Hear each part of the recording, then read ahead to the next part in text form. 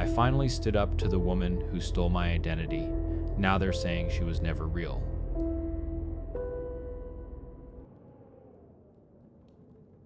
A bit of personal backstory.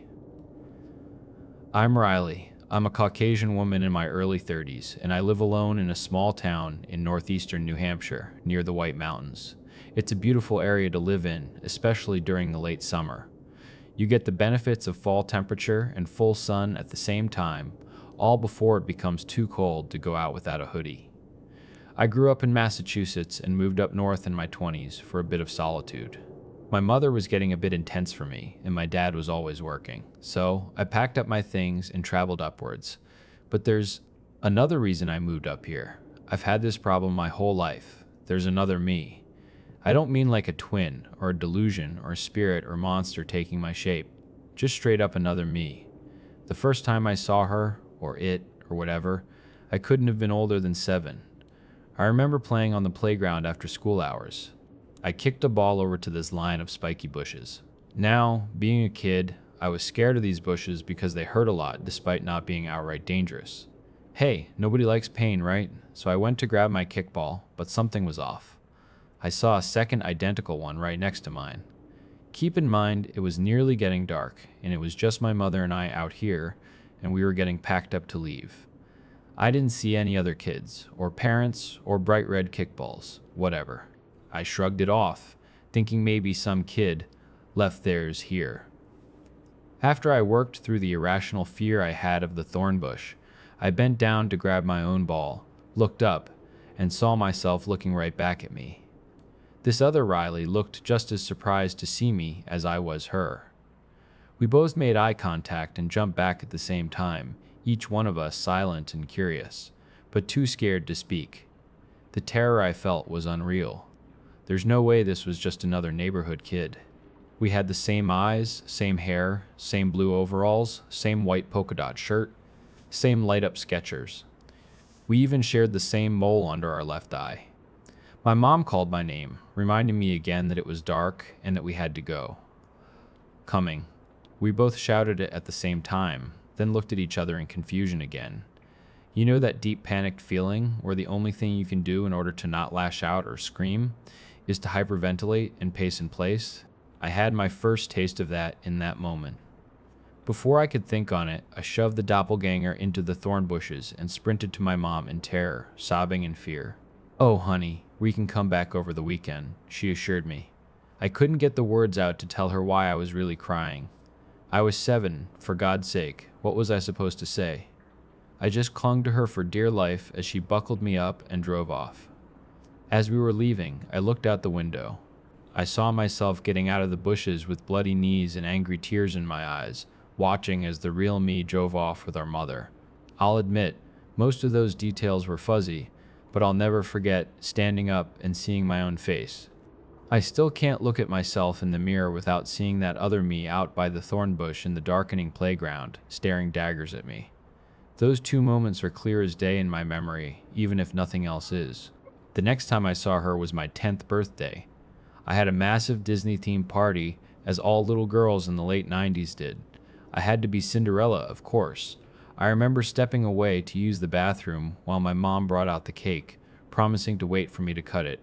From where I was in the bathroom, I could hear people right outside as the porch spanned the entire side of the house beyond those walls. It was faint, but I was able to hear birthday singing.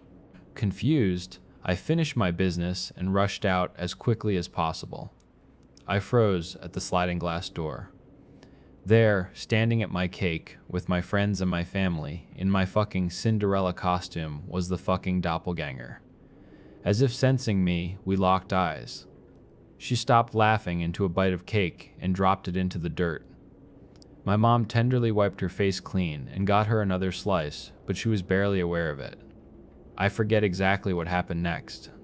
All I remember was being so filled with rage, seeing this fake version of me being pampered by my own mother. But she didn't seem malicious. She seemed scared. She had the same look on her face that I must have when I saw her the first time. And I had the same angry, tear-faced glare she had back then. It was like we swapped places. I remember storming out and tackling the other me to the ground, screaming for her to get away from my mom. The entire party became a panic, it taking at least 3 adults, 2 friends' parents, and my mom, I think, to pull me off. But when I calmed down enough to sit still and stop attacking, I just saw my best friend Katie lying there beaten to a pulp. I looked around for any sign of my other self. I didn't see any, not even a single glass slipper footprint. By now, you might be suspecting some kind of psychotic break. My mom thought so too. Frankly, everyone I ever relayed the birthday story to did. I eventually ended up in therapy. My mom says that what really happened was that Katie was getting a slice of cake early since she had to go home, and she would say goodbye to me after I went pee, but I suddenly attacked her. My mom thinks I saw her taking the first slice and threw a tantrum, but I know what I saw that day. Needless to say, Katie and I weren't friends after that. I lost a lot of friends, actually.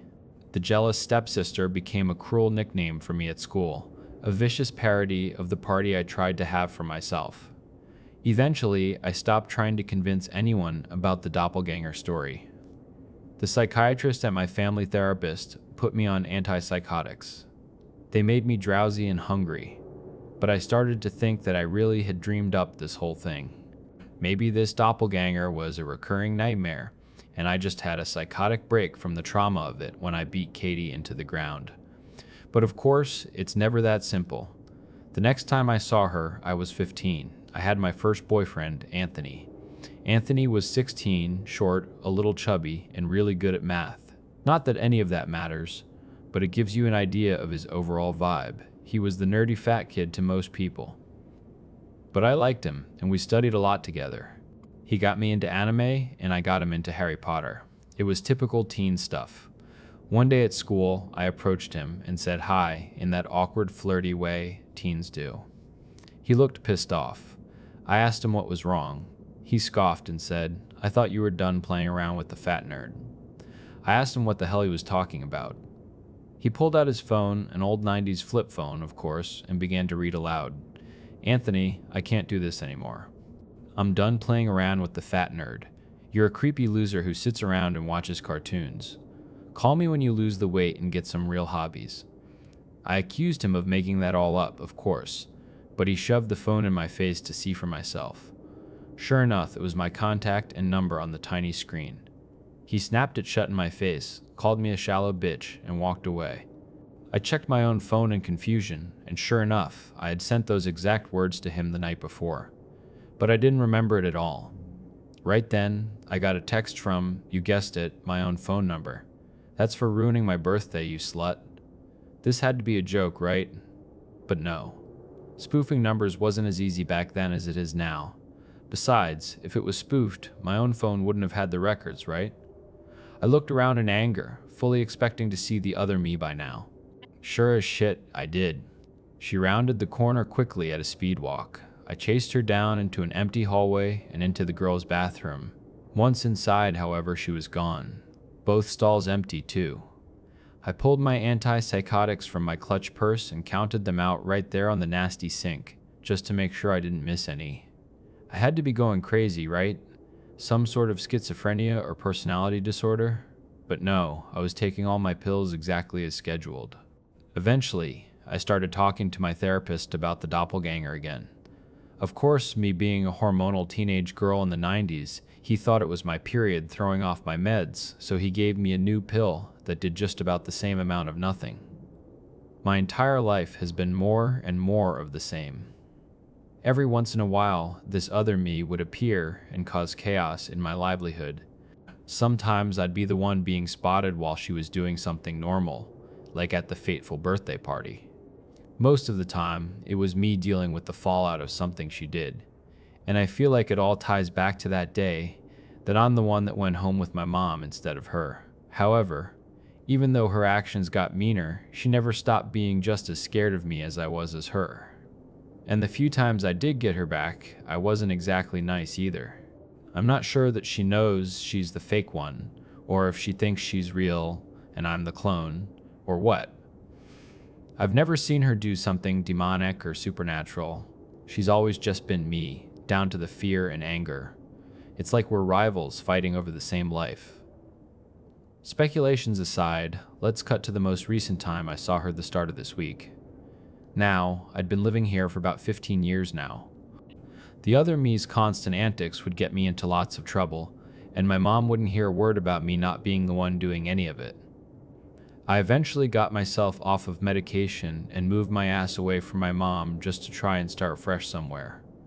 I've become a bit of a recluse, paranoid that if I were to start making friends, she'd sabotage it, or I'd see her in my place and repeat another Katie incident. I didn't want to end up in prison for assault, or being blamed for slashing someone's tires, or God knows what else. Last night, as I was making dinner, she came out from my bedroom. She gave me that frightened look again, which I matched. I decided I had enough. I had to see what the fuck was happening. I had to talk to her. Let me guess, I began, choking down my fear and replacing it with fury. What are you doing in my kitchen? She looked at me like a deer in headlights, obviously shaken. You? You can talk? Of course I can fucking talk, I replied. I just don't bother doing it anymore. You'll come along and fuck it up. Me fuck things up? Her voice got angry in return. I'm not the one who appeared in our fucking childhood home and beat the shit out of Katie while I was having cake. Katie wasn't even there. I was going for you. You got sang my birthday song in front of my friends, broke up with my boyfriend. It was my birthday. Why can't you just fuck off already? I got enraged. I grabbed the boiling pot of stew from the stove and threw it in that fake bitch's face. She screamed and blistered. Again, no monster reveal, no teleporting magic, no. It was all a dream.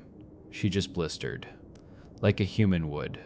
She grabbed the knife from the table and stabbed me in the arm. We rolled around on the floor, screaming bloody murder at each other. Neither of us agreed on who was the fake. We'd let our fists decide. Winner take all. I blacked out. I'm typing this on my phone from the hospital. I'm showing this post to the psychiatrist tomorrow. According to the doctors, I had a break after a prolonged period of being off my medication. I poured hot food all over myself, permanently scarring my face and body, and slashed at myself with a knife. Neighbors reporting screaming. Not multiple voices, just a single crazy bitch with a kitchen knife. Police arrived and I was on the ground in critical condition. I was out for 4 days from a concussion and blood loss. Luckily, I put my mom on my do not contact list ages ago. She'd never let me hear the end of it. I hear the nurse coming, so I'll end this here for now. Please, if anyone can tell me what the fuck is going on, even if I'm just crazy, let me know. If any of you know any magic or hoodoo or ancient banishing rituals for this shit, please share. I'm losing my will to do this much longer. And I swear on my very soul, that nurse looks just fucking like me. Riley out. Let's hope I'm the right one.